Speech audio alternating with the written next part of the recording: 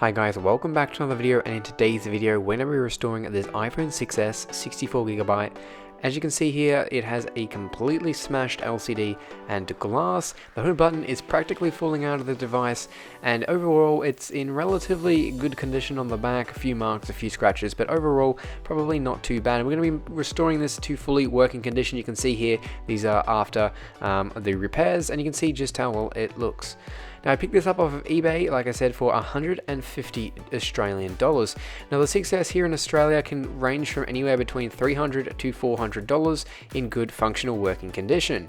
So this was relatively cheap in my country, so I'm going to go ahead and take it out of the shipping and packaging that it was shipped in. And you can see here, pulling it out, just how shattered and smashed it actually is.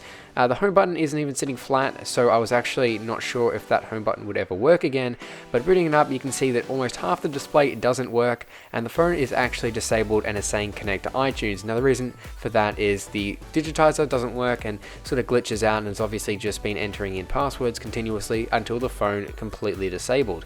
So there's not much I can do from here but to fix it up. Now I picked up an LCD which is supposed to be an original Apple one, just with a new piece of glass on it, so it's been refurbished, as well as a waterproof seal so it protects the phone from a little bit of water and dust and things like that.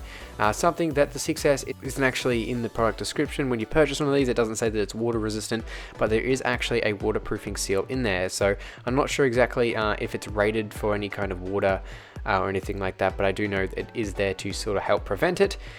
Next up, we're going to go ahead and open up the phone now. I actually had to use a bit of a metal tool to get underneath the display and lift it up, thanks to that water seal. And once I'm in, I can go ahead and disconnect the battery. That is super important. Some people don't do that, and they can actually fry the entire phone. So it's very important to disconnect the battery before you disconnect the screen. It is kind of annoying, but it is definitely worth it if you do want a working phone. Next up, I'm going to go ahead and connect up the LCD just to test the screen is working. And you can see here that it is on, although it is very hard to see in the video because the proximity sensor wasn't in the device, meaning that the brightness went all the way down and you couldn't see it in the video. Next up, we're going to transfer all the parts from the old screen over to the new screen. Now, some screens will already come with some of these parts depending on who you buy from, but mine didn't, but did come with a few of the camera bracket and stuff already installed.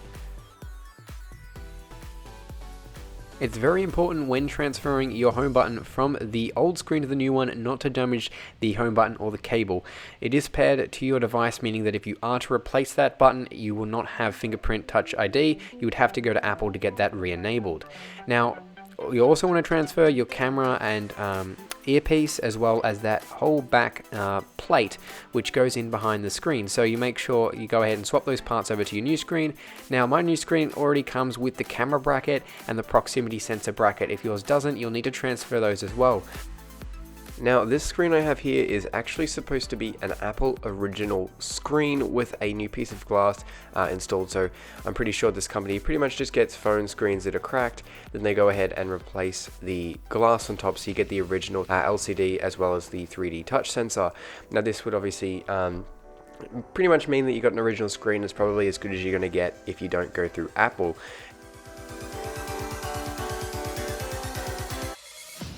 Okay, so once you've transferred all the parts from your old screen to the new one, you want to go ahead and clean up around the edges of the housing. Now this is so we can go ahead and put the new waterproofing seal in to the iPhone 6s. Now we can see here, this is it, it's just in a blue sheet, and what we go ahead and do is just stick it down to the frame and then make sure it's all in and seated correctly before removing the top blue piece. I had to actually use a couple of tweezers and things to just keep the seal from coming up when I pulled away at the plastic there. And once that's done, you can go ahead and test the screen to make sure all the functions work, the camera's functional, the earpiece and things like that.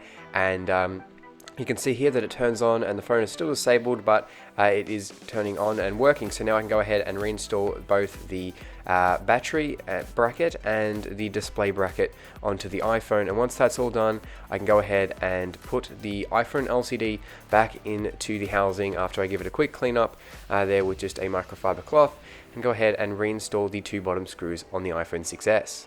Turning the phone back on, you can see that it is still fully functional, and it is time to let the phone boot up. And you can see we're here at the iPhone is disabled screen, and we can go ahead and just test out the screen here, and you can see that all functions of the screen seem to be working from what I can tell.